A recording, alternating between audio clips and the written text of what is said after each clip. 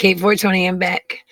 And today's video is a little personal, so don't mind if I share a little bit of my life with you. Next month, I'll be celebrating 14 years of sobriety. It seems like it really was just yesterday, and I'm glad it feels like that. Uh, Unfortunately, the stories that I'm going to share with you today, or some of the information I'm going to share with you today, is what keeps me sober when I see other people out there sick and suffering. And going through the opiate struggle, I remember that I realized that it hasn't changed. It's only gotten worse. It's definitely not gotten any easier. And um, I'm sorry if you hear my dog. She's out barking. And of course, right in the middle of this sensitive subject. Guys, fentanyl is a really, really big thing. And I think when you see this article, you're going to feel just as pissed as I was. Just as pissed. How can the government be walking around with the power to take our freedoms from us, the power to take our children and put them in homes? How can the government hold these powers over us?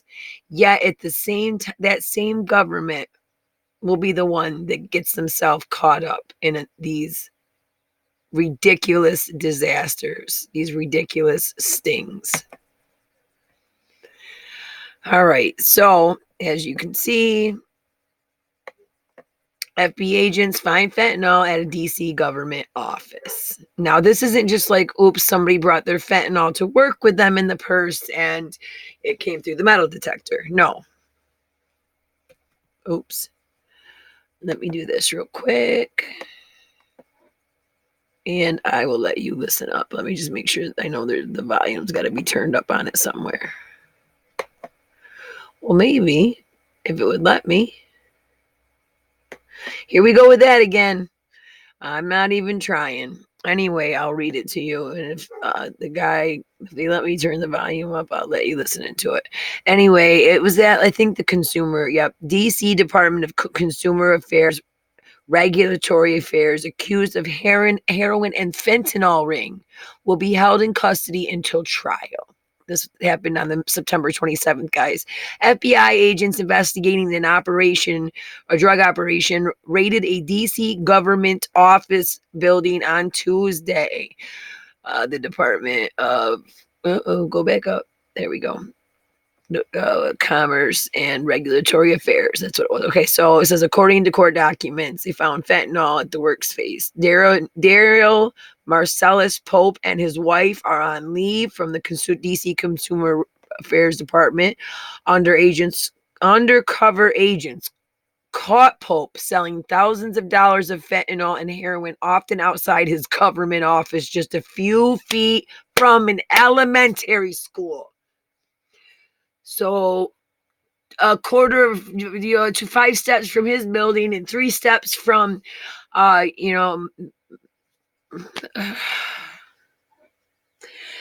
wow, 3 steps from the park and 5 steps from his work, he's selling thousands of dollars worth of fentanyl. I want to just puke. Okay. The drug ring stretched from Woodbridge, Virginia to D.C. to Pope's Clinton, Maryland home. The operation employed drivers who regularly drove from Prince William County, D.C. so they could buy drugs from Pope. According to the documents, they were sold at $100 per gram. Pope was also seen with a Glock 9 pistol. Now, maybe it'll let me play that one.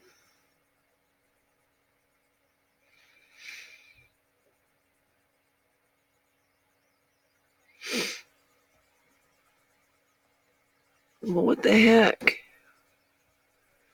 It doesn't give me an option to turn it up. All right, well, keep going.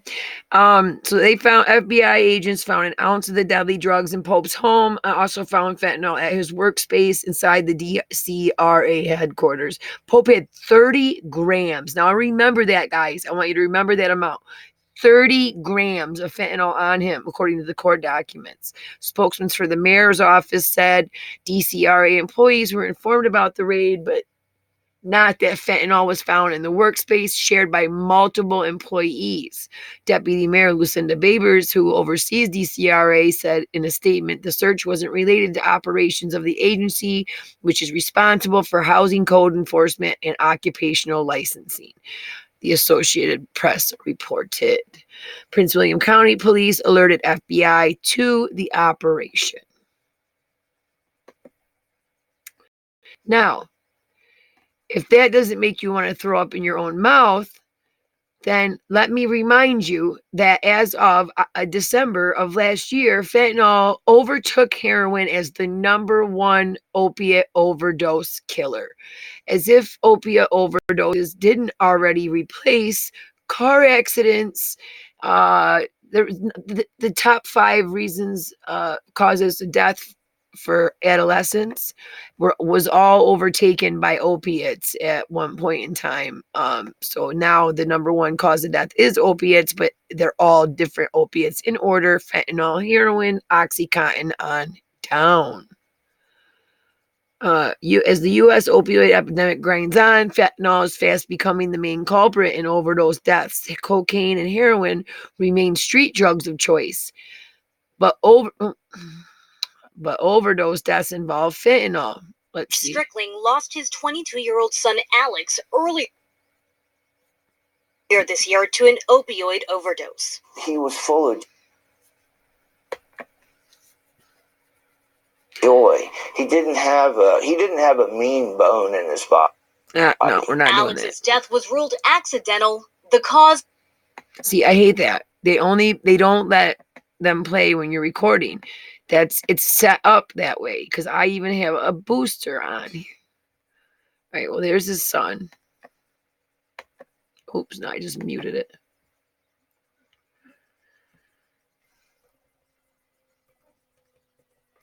Let's try it again real quick. The powerful synthetic opioid fentanyl. Nowadays, when kids start experimenting the way that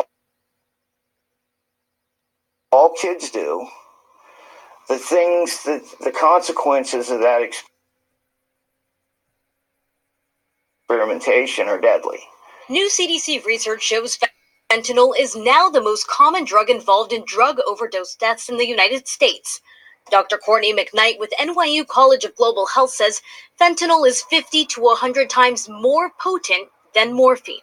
People don't know it's being cut into the drugs, and so they're using maybe the same amount of heroin that they're used to using, but it contains a more potent opioid, and that's in many cases leading to overdose deaths. The study looked at death certificates of people who overdosed from 2011 to 2016 and found a 54% increase in drug overdose deaths. Overall, more than 63,000 people died of drug overdose in 2016. Many of those overdoses often involve more than one drug. We need to know that overdose deaths include drugs other than opioids, right? So we need to be thinking more broadly about this as a drug overdose crisis as opposed to just an opioid crisis. After fentanyl, heroin, cocaine, and methamphetamine accounted for the highest numbers of overdose deaths by the end of the study. Ileana Diaz, CBS News, Los Angeles.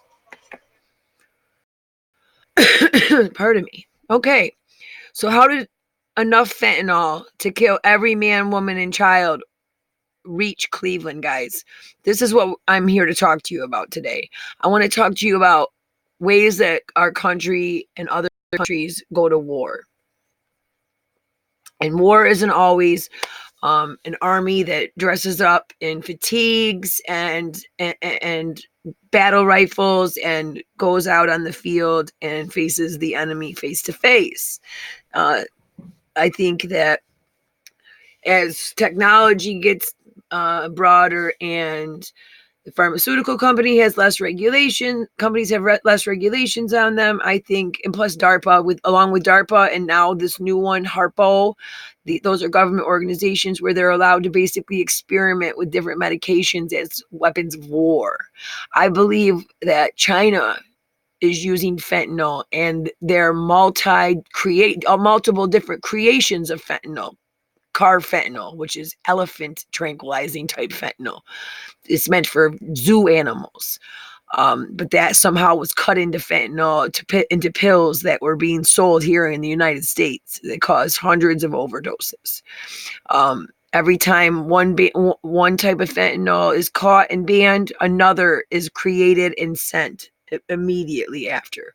So let's talk about this, how it got here, and what is our government doing about it. Oh, no, sorry, it ain't. So that's not going to happen. It's just one of them paid ones anyway. So, here we go. This one's not.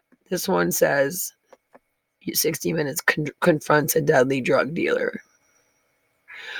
All access subscribers. I love it how they think that you're going to pay for their free stuff. And then, yet YouTube manages to push these guys up in the ratings so that all mainstream media comes now before their regular schmegular content creators. In case you didn't know that. If you wonder why every time you watch 10 of your favorite YouTubers videos and you look over and an ABC or a CNN or a Fox News video is there next, it's because YouTube is throttling it that way. Anyway, Ganga Zhang is hang on. There's a little bit more up here. Okay. Ganga Zhang is a free man. Tom Raw, Kerry Dobbins, who overdosed on the powerful fentanyl he illegally shipped to the U.S. are dead. This is in spite of the fact that U.S. authorities have alerted Chinese officials to Zhang's illegal operation, one of many in China, using websites to peddle all kinds of drugs, including ultra-powerful fentanyl and its derivatives. Chinese dealers play a leading role in the overdose deaths of tens of thousands of Americans every year. Scott Kelly reports his story will be broadcast on 60 Minutes. It's already out there. You can check it out. Ohio Assistant Attorney U.S. Matt Cronin, who told Chinese authorities about Zhang's operation, known as the Gordon Jing Drug Trafficking Organization, says the illegal trade is openly hawked on the internet. The thing that got me the most was how brazen they were.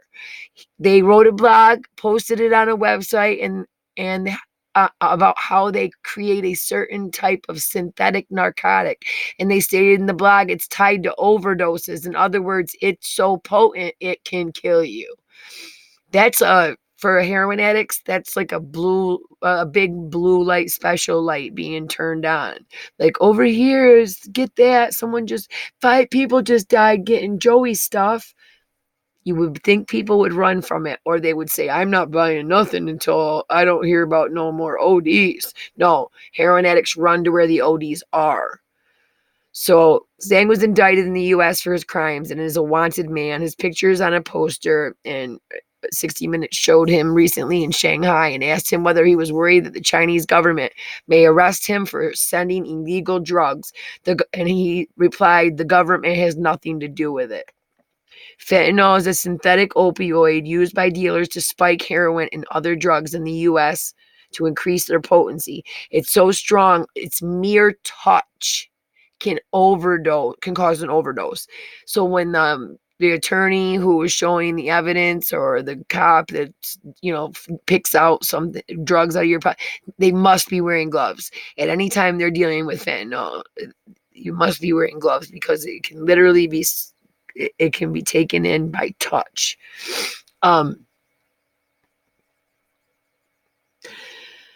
All right, let's see. Okay, yeah, several types of deadly drug found by DEA and U.S. postal inspectors. It's from China. It's manufactured in China. These are all cases related to mail or the use of the postal system, said Herdman. The U.S. Postal Service has been ordered to get advance notice of contents and tracking packages from China. But so far, about a third of the packages USPS handles have no advanced electronic descriptions. The U.S. Postal Service says China is not cooperating. This frustrates Ohio's Assistant U.S. Attorney Cronin, whose own district, home to victims Dobbin and Raw, were one of the highest overdose rates in the country. It is a fact that these synthetic opioids are responsible for the overwhelming increase in overdose deaths in the United States. And it is a fact that if the People's Republic of China wanted to shut down the synthetic opioid industry, they could do so in a day. That bothers me.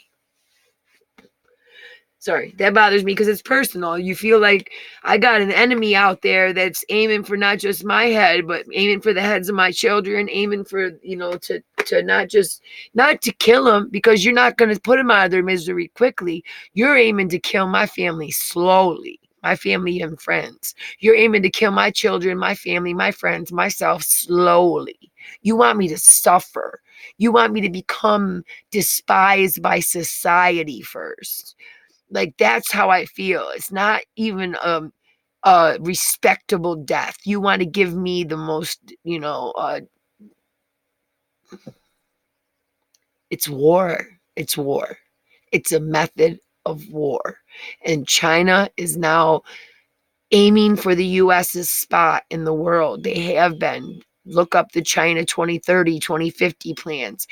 They have full intentions on taking over economically and basically turning the US into the enemy of the world, and hopefully one of their commie country slack offs. Anyway, I want to keep going here because, oops, really quickly, I want to show you, because I happen to fall in a place of addiction where I thank God every day right now that I was lucky enough to escape before fentanyl started. Not that the fentanyl's been around 30 years, but I'm talking about this synthetic fentanyl coming from China. Fentanyl used to come in a patch, and fentanyl was only given to people that had like a terminal illness or some type of severe type everyday MS type pain.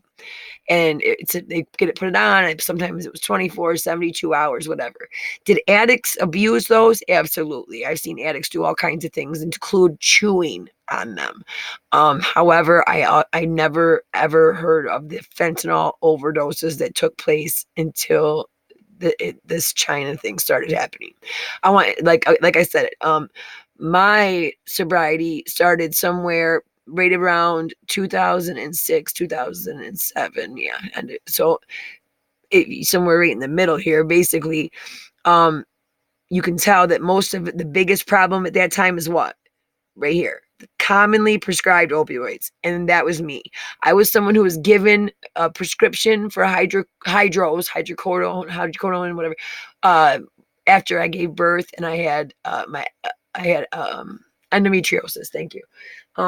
And I kept going back to this doctor like I was supposed to, and I had no idea that the medication had any effects addiction wise. I don't think doctors knew the side effects to that extent at that point, because I was very early on, and I came from a hick town where they didn't even have they didn't know what a methadone clinic was, put it that way. So they had people like me turning up everywhere, but it was our fault. We didn't come in at sobriety at a time where there was any opiate epidemic or any focus on the disease of addiction. It was, you wanted to use pills and you didn't want to stop, because if you did, you would. And you're just exaggerating about the withdrawal. It sucks, but you can live through it. Like, that was the attitude. However that happened, I look at it like this. I escaped this right here. I thought this was bad. I thought my life here at this, at this point was as bad as it could get. What scares me is that I have children who are out there being exposed to drugs whose addiction can make theirs 5 times worse than mine. Yeah. And I didn't think anything could get, I should have been dead. So, let's see. Fentanyl is a dark web profit center from China labs to U.S. streets. I kind of wanted to show you. how it's getting from one place to another, because a lot of people don't understand how the post office just can't catch it, this, that, and the third, so quickly from China.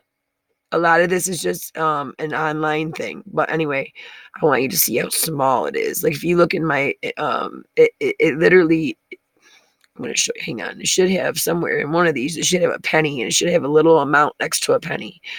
Maybe not in this one. But anyway, more than 70,000 Americans died from drug overdoses last year. This is, yeah, so that was 2018.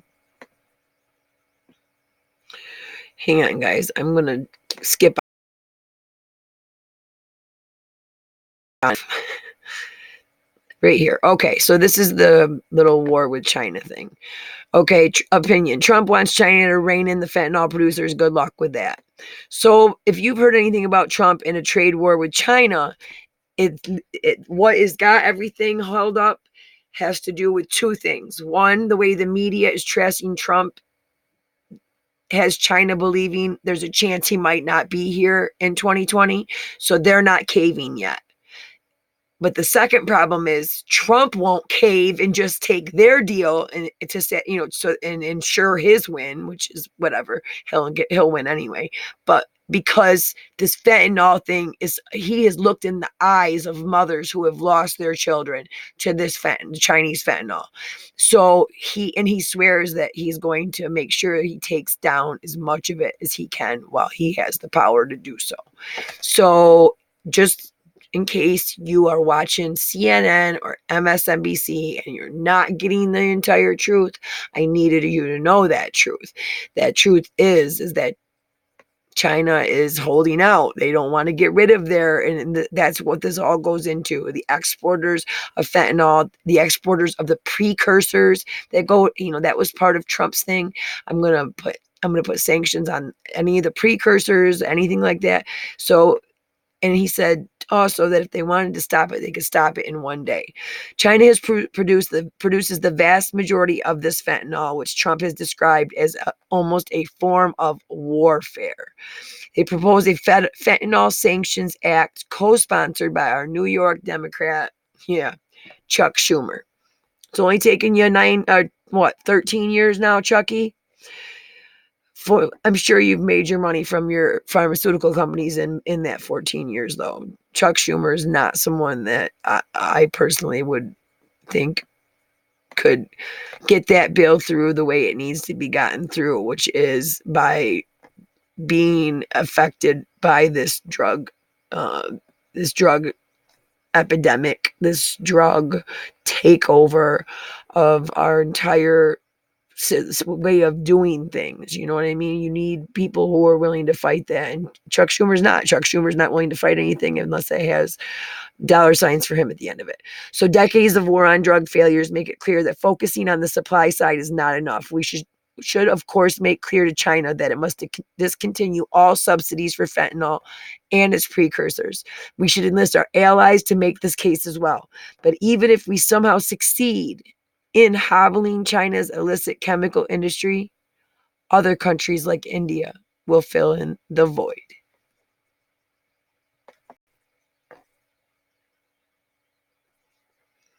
So last but not least, this is something that's come up recently, April of this year, is the Homeland Security considering labeling fentanyl as a weapon of mass destruction. The Homeland Security is considering classifying it as a weapon of mass destruction, according to a memo obtained by military news outlet Task and Purpose. The Department of Homeland Security I'm not reading that again. The painkiller would be labeled as a WMD when certain criteria are met. Some federal officials have long regarded fentanyl as a chemical weapons threat. Fentanyl is a powerful synthetic opioid, 100 times more potent than morphine. It's prescribed to treat severe pain, but sold illegally in the U.S.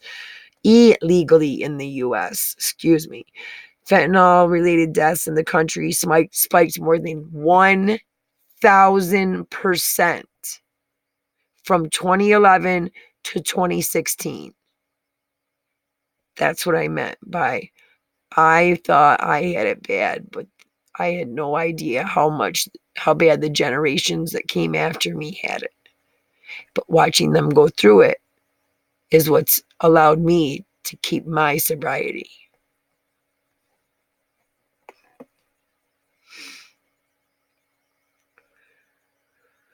Have a good day.